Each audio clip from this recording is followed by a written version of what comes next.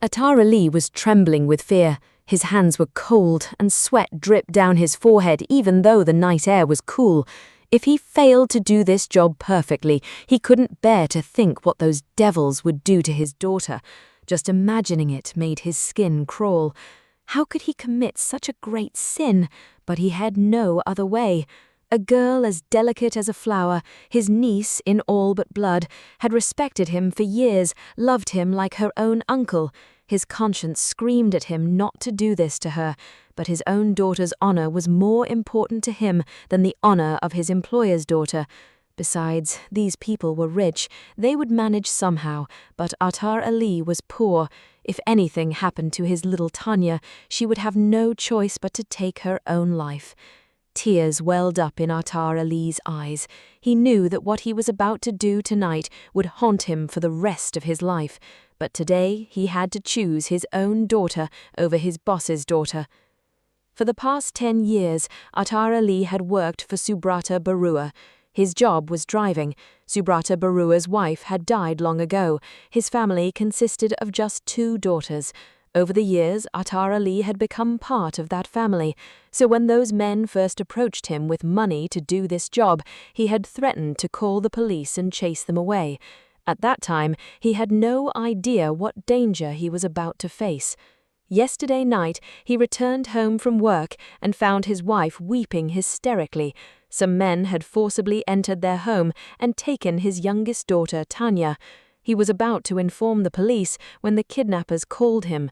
Instead of a monetary ransom, they wanted Subrata Barua's daughter in exchange for Tanya. Atar Ali realized there was no other path left, so, selling his conscience and morality, he had decided. Tonight, after the party, when Subrata Barua's daughter got into the car to go home, he would chloroform her and leave her at the location the kidnappers had instructed. Diggy's mood had been terrible for the past few days. Her movie, Tumi Acho, Tumi Nay, had bombed at the box office, but tonight, at Tawheed Afridi's birthday party, that sadness had melted away. She felt absolutely thrilled. It was past midnight, but the party was still in full swing. Afridi asked her to stay over, but Diggy had decided to go home. Her father was alone at home. Her father, Subrata Barua, used to act in movies just like her. That's where he had met Doyel, their marriage in 1988, and in 2000 their second daughter, Prathana Fardeen Diggy, was born. Though she started as a child artist, Diggy was now a full-fledged actress in her prime. Alongside films, her social media popularity was sky-high. She was currently the most popular TikTok star in Bangladesh. Bidding goodbye to everyone at the party, Diggy apologized to Afridi for not staying longer and got into the car. This was her father's car, driven by Atar Ali Chacha for years. Diggy genuinely liked Atar Ali. Apart from her own father, he was the only man who never looked at her with lustful eyes. Everyone else, young and old, seemed to devour her with their gazes. As soon as she got in, Diggy said, "Atar Chacha, turn down the AC a bit, I'm feeling cold." Inside the freezing air of the car, Atar Ali was sweating profusely. Keeping himself as calm as possible, he replies, "Yes, Amajan, turning it down." The car sped through the night streets of Dhaka. As they passed the Parliament building area, Atar Ali stopped the car. Diggy asked, "Chacha, why did you stop here?" "Nothing, Amajan. Just stay in the car. I need to step out for a minute." As he got out, he discreetly sprayed chloroform near the AC condenser. Maximum 2 to 3 minutes, she would pass out. The moment Atar Chacha stepped out, Diggy's head began to spin. Slowly, her eyes closed. She realized she was losing consciousness. She remembered nothing after that. When Diggy opened her eyes, she gasped in horror. It wasn't the fact that her hands and feet were tied that made her scream. It was the fact that she was lying completely naked on the floor of a vast, empty room. It took her a few moments to grasp the situation. She realized that their trusted Atar Chacha had betrayed her. But where was she? Who had brought her here? What did they want? If it was a kidnapping for money, why this filth? She tried to sit up, but the effects of the chloroform and her bonds made it impossible. From her lying position, she scanned the room. It was completely empty. She was lying right in the center. There were no windows, just one door. Above the door, a CCTV camera was mounted. Seeing that, Diggy shuddered in fear and shame. Someone was watching her in this state from outside. Slowly, the door opened. 3 men entered one by one.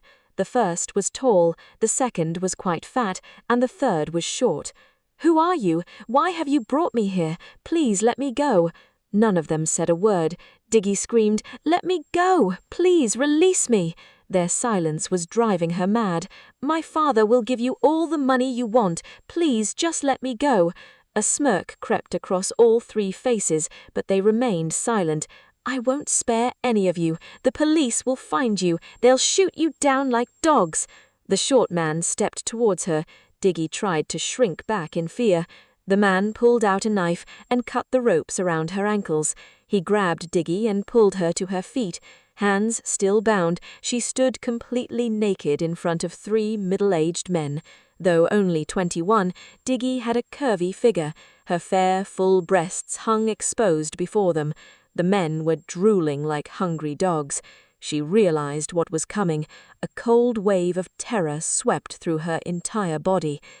Before she could react, the short man shoved his tongue inside her. He was pushing it in deep, occasionally biting. She felt pain, but screaming was useless. Now all 3 stripped completely naked. Seeing their erections, Diggy was stunned and terrified. She had never seen another man's organ besides her boyfriend's.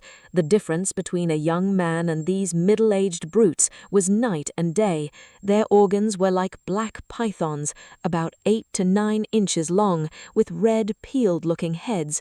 The first man held his 8-inch organ in front of Diggy's mouth and ordered her, "Come on, darling, suck it like a lollipop. Hurry up and suck. There are 2 more in line. If you don't, I'll use that knife I used on the rope on your tender body." Meanwhile, the short man shoved 2 fingers into her and started moving them vigorously. Another man thrust his organ into Diggy's mouth, forcing her to perform oral sex. The other one was squeezing her soft breasts. The tall man spat on the head of his erection, rubbed it, and said, "Spread her legs." The other 2 forced Diggy's legs apart. He spat on her cleft and inserted just the tip of his organ. Then, with a sinister grin, he thrust his enormous shaft into Diggy with brute force. Diggy shrieked in agony. "Mother, I'm dying! Oh!" He began thrusting slowly. Diggy closed her eyes, whimpering with each thrust. "Ah, ah, ah, ah!" She realized she had no choice but to endure it. He increased his speed and then mounted her fully. Her back rubbed against the hard floor, so she was forced to cling tightly to his back to bear the assault. Diggy felt consciousness slipping away. She was sure she was going to die on that cold, dusty floor.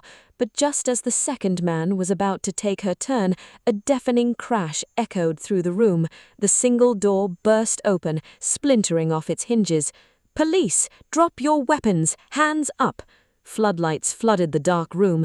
Diggy, half-conscious, saw a swarm of armed officers storm in. The 3 men scrambled, trying to grab their clothes or find a way out, but they were immediately tackled and handcuffed.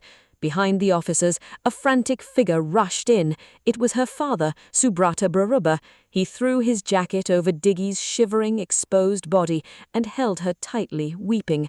"Baba, Baba," she whimpered, her voice hoarse. "I'm here, Diggy. I'm here. I'm so sorry. I tracked the GPS on the car the moment Attar didn't answer my call. I'm so sorry, my daughter." The police quickly took the 3 men, Tanvir, Kabir, and Abir, into custody. It was later revealed that they were part of an organized crime ring that targeted celebrities for blackmail and ransom. Attar Ali was arrested that night. He confessed everything, weeping inconsolably. His daughter, Tanya, was found safe and returned to her mother. In his distorted reasoning, he thought he was saving his own child, but he had ended up destroying his own life and nearly destroying another innocent girl.